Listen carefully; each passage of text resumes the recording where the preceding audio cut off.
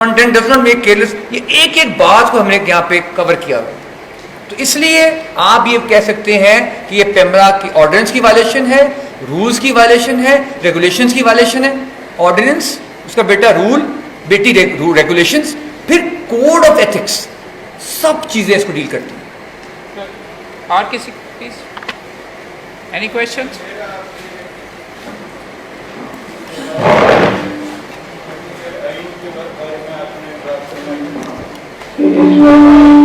दफा जो है उसके तहत सुप्रीम कोर्ट की जजमेंट जो है बाइंडिंग, मेरे पास एक रूलिंग भी है, मैं भी ये दिखा सकता हूँ सारे मेरे दोस्त बैठे, लेकिन इसको कोई मानते नहीं देते, वो डस्टबिन में फेंकते हैं।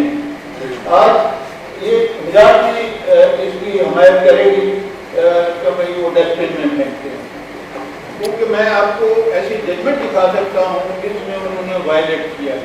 और डिस्ट्रिक्ट कोर्ट में जो एडिशनल सेशन जज या सेशन जज या सिविल जज को तो बिल्कुल इसको मानते हैं, वो देखते हैं, चेहरे देख के इंसाफ फराहम करते हैं, वो कानून को नहीं मानते। मेरी रिक्वेस्ट होगी कि आप टॉपिक के ऊपर अगर सवाल है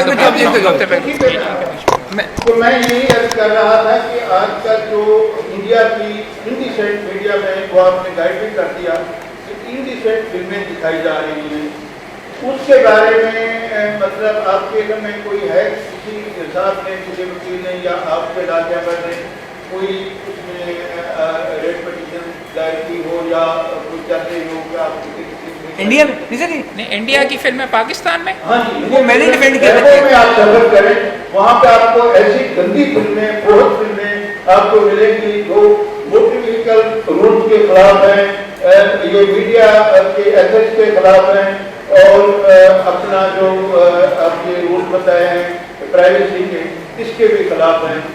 तो इसमें आपके नजर से कोई केस चल रहा हो? मैं आपको दोनों का जवाब देता हूं।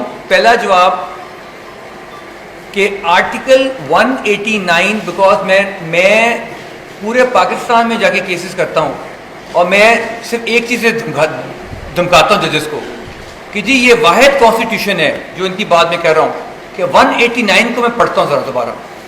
Every judgment of Supreme Court, when it initiates a principle of law, shall be binding on all the courts below. फिर मैं कहता हूं, my lord, I'll read Article 201. Every judgment of High Court, which initiates a principle of law, shall be binding on all the lower courts. मैं कहता जनाब मैं अभी नहीं खत्म कर रहा, थोड़ा टाइम दूंगा, मैं अपनी बहस शुरू करता हूं, अभी पहले बात करने दें। Article 175 talks about law. 175 says that the courts in Pakistan shall consist of Supreme Court and High Court. फिर मैं आर्टिकल 4 पे आता हूँ और जो आपकी बात कर रहा हूँ कि इसमें इतनी जजमेंट्स आई हैं। 2006 में एक बहुत बड़ा फैसला आया कि डायरेक्शंस या ऑब्जर्वेशंस भी सुप्रीम कोर्ट की बाइंडिंग होती हैं।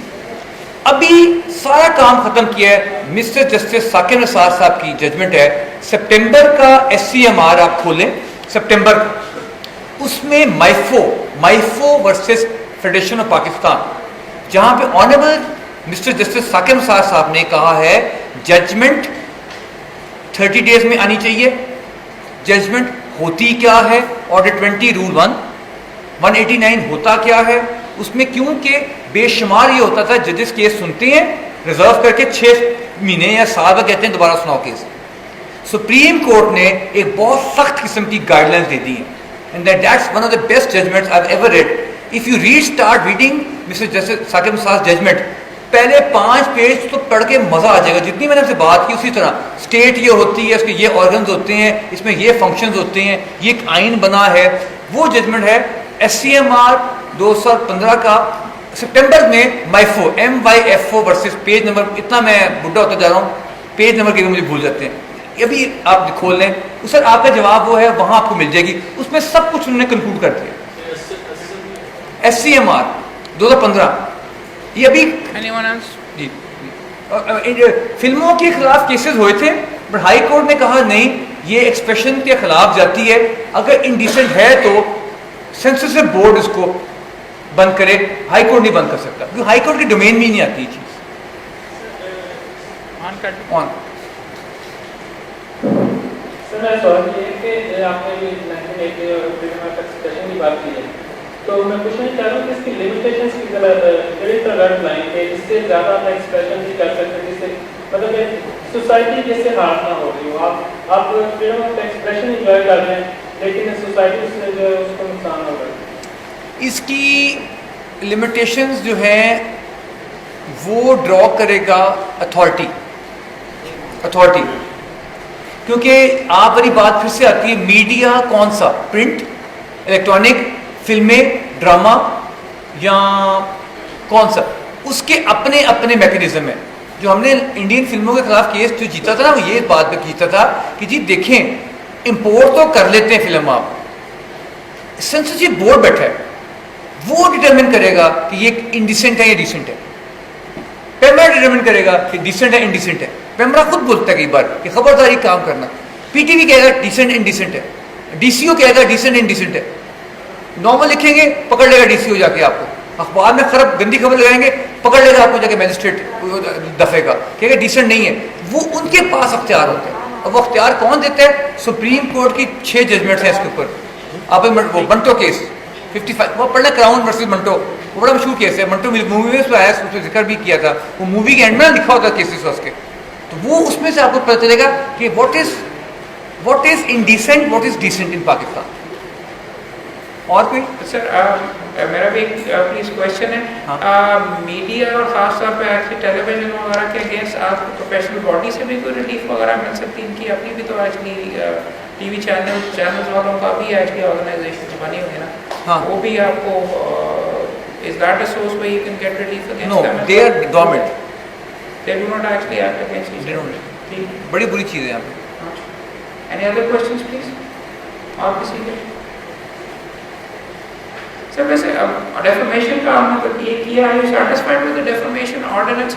बिकॉज मैंने भी बेशुमार नोटिसेस देखे हैं, खासतौर पे मीडिया वालों को भेजते हैं आपके खिलाफ, अगर करने को कहते हैं तो क्या हमें क्या फ़र्क पड़ता है, हमारे अगेंस्ट आज 10,000 ऑलरेडी पेंडिंग है, none of them reach the stage of decree anyways.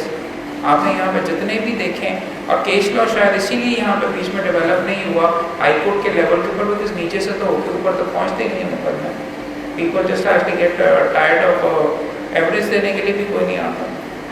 Practically आपका what's your practical experience actually definition के ऊपर?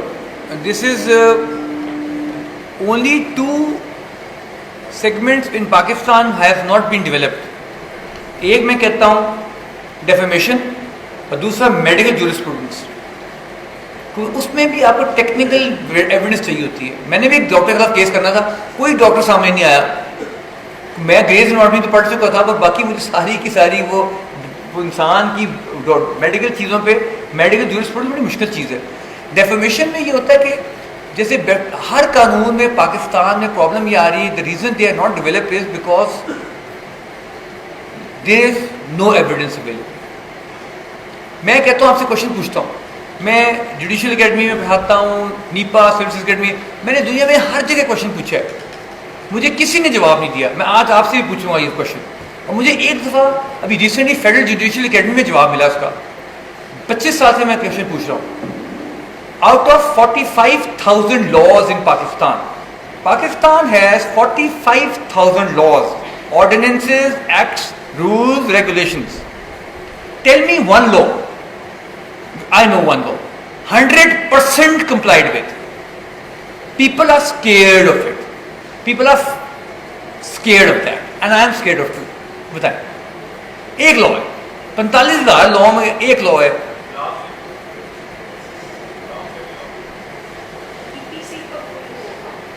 बंदा मतलब मार के बाहर आ जाता है, अगले दिन को एविडेंस नहीं मिली, एविडेंस नहीं, खत्म हो गया। एक लॉ, इसी से इनका जवाब दूंगा।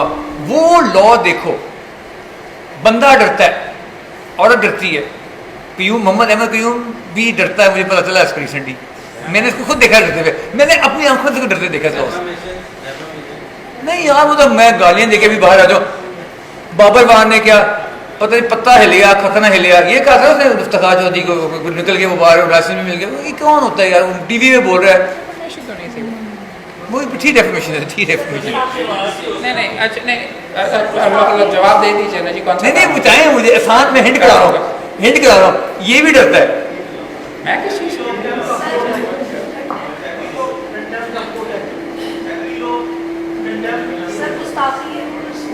नहीं वो तो नहीं पापा, ब्लास्फेमी का तो नहीं, ब्लास्फेमी तो नहीं वो लॉ का मैं हिंट करता हूँ। उस लॉ में जब पकड़े जाते हो ना आप, तो कानून में उसकी एविडेंस बहुत स्ट्रांग है। ओए आपका झूठ ही नहीं है। हम तो वकील हर जगह झूठ बोलते हैं, उधर झूठ नहीं बोल सकते। मोटरवे ऑर्डिनेंस, हाँ मोटरवे माफ कर दें सर, ये देखिए आपकी एंडरिंग 39, ये देखिए रसीद मुझे, एविडेंस इज साइंटिफिक एविडेंस। मैं बहस करूंगा, आई एम अ फिजिस्ट, मैंने फिजिक्स की हुई है, वेलोसिटी क्या थी, इनर्शिया क्या था, टायरों के रिम क्या थे। उन्होंने कहा सर क्या कह रहे हैं, आपकी स्पीड। मोटरवे ऑर्डिनेंस 1999 कहता है कि no vehicle shall be ply on the road more than the limit prescribe in Schedule 1। तो Schedule 1 जब खोलता हूँ, मैं बहुत बहस कर चुका हूँ उसमें, सो छोड़े ना, मैंने बहुत बहस कर चुका उसमें। Schedule 1 में लिखा हुआ है लाइट व्हीकल, लाइट टीवी लिखा होता है 120 km/h।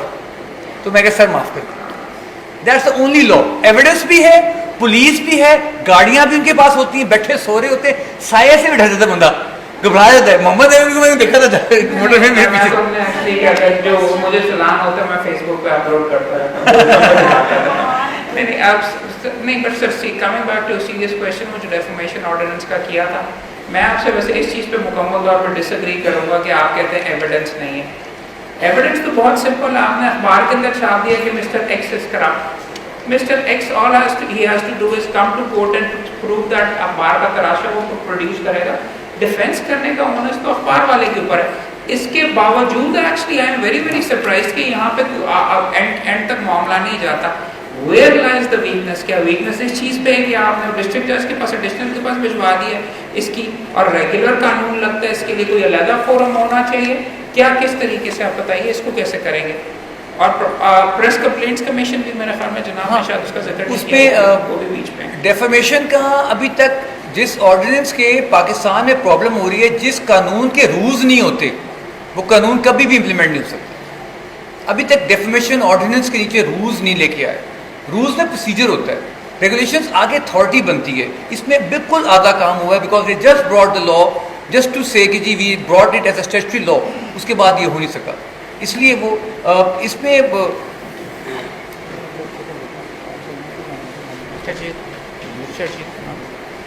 तो वो हमारा आज लेक्चर की ईद पता कैसे हुई है? पाकिस्तान का सबसे बड़ा मीडिया लॉयर, उनका बेटा भी एंटर हुआ जो नेक्स्ट सेक्रेटरी की इलेक्शन लड़ रहा है। जितने आपको मैंने केसेस बताए हैं, वो मोहम्मद अकरम शेख साहब, सीनियर एडवोकेट सुप्रीम कोर्ट ने, अदनान मसूद केस 2010 SCMR जो मैंने लिखे हुए अपने आर्टिकल में, जितने केसेस हैं वो शख्स बैठा है पीछे, अपने बाप को असिस्ट करता था सुप्रीम कोर्ट में। सारे media case, Hamid Mir case, शायद बिल्कुल जियो के वो लॉयर्स हैं, और मैं उनको बताता हूँ, आप शेख साहब जरा आने जरा 2 मिनट के लिए, आज लेक्चर ही शेख साहब थे। हाँ जी मैंने पूछे, चले जी शेख साहब, ये सारे केसेस जो मैंने साइट किए हैं, ये आपके अपने और आपके फादर दोनों में ये SCMR शायद अच्छी बात है, बुरी बात है, तुम्हारा तारीफ कर रहा है कि तुम्हारा। अच्छा ये प्लीज क्वेश्चन कर लेने देना, प्लीज हैव अ सीट। ये मैं आपको भी देता हूँ अभी। मैं भी कुछ अर्से से जियो और जब से मसले हामिद मीर से मैं मिल भी चुकी हूँ। हाँ। मेरा क्वेश्चन ये है कि आपने आर्टिकल 19 और हम भी ज़ाहिर पढ़ते हैं, अगर फ्रीडम ऑफ स्पीच है पाकिस्तान में, तो फिर हामिद मीर के साथ जो हुआ उस पर मुझे थोड़ा, क्योंकि वो मेरी तो हाँ। समझ से बाहर था। इस पे सजीद कैसे कह रहा हूँ कि लीडिंग केस 19 में है अदना वो शाहिद मसूद केस, और उसके बाद जितने जियो के जितने बड़े केस आते हैं मीडिया में, शेख साहब is the best person to, उनको माइक देते हैं। सर बताएं, आपने सारे केस किए हैं, आप खड़े होते हैं पीछे बोलते हैं, आए ना थोड़ा राशन दो। ये तो पॉलिटिकल एजेंडा हो गया सारे का सारा। कॉन्ट्रैक्ट लॉ का लेक्चर देने के लिए रिक्वेस्ट करने के लिए आया था अहमद क़य्यूम साहब से कि मैं कॉन्ट्रैक्ट लॉ और प्रॉपर्टी लॉ पढ़ाता हूँ, कॉन्ट्रैक्ट और प्रॉपर्टी लॉ पढ़ाता हूँ, मुझे मीडिया लॉ का तैयारी करके नहीं मैं आया, इसलिए मैं इस पर कोई ज़्यादा अपने जियो तो आप जियो के आप मुझे तो इतना पता है कि ये जो जितने भी फंडामेंटल राइट्स हैं, ह्यूमन राइट्स हैं, इनमें इसमें फ्रीडम ऑफ स्पीच भी है। इसमें जो है वो डॉक्ट्रिन ऑफ प्रोपोर्शनैलिटी की एक चीज़ है कि court has to strike the balance between the fundamental human right and the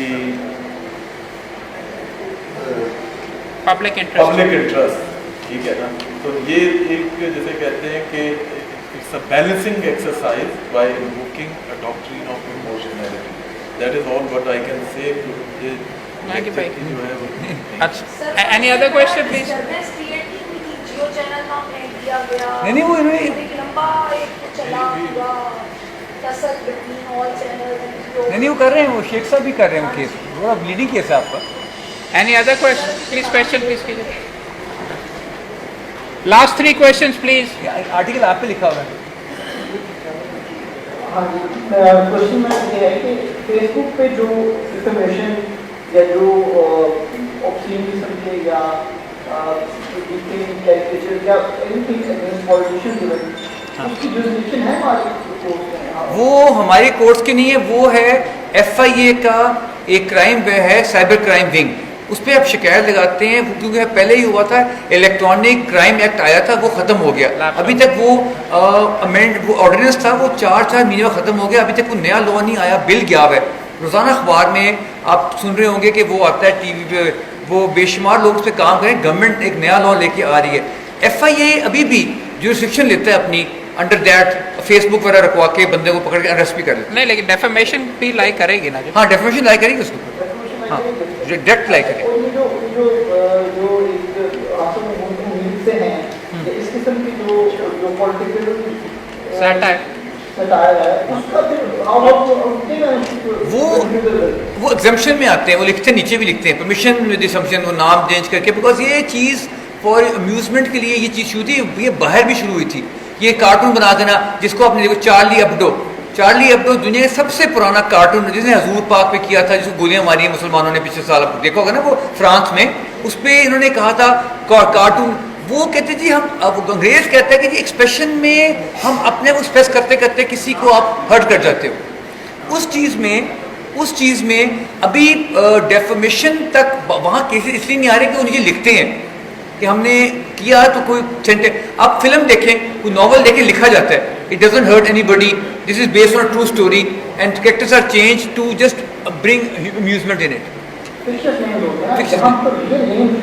वो सैटायर के ऊपर तो आपका है ना जी। वहाँ पे फॉर एग्जांपल इंग्लैंड में अगर आप देखो तो स्पिटिंग इमेज के नाम से कार्टून जो पपेट्स बनाते थे कैरेक्टर्स के, तो वहाँ पर भी ये लीडिंग केस है, वहाँ पे ये आर्ग्यू किया गया था।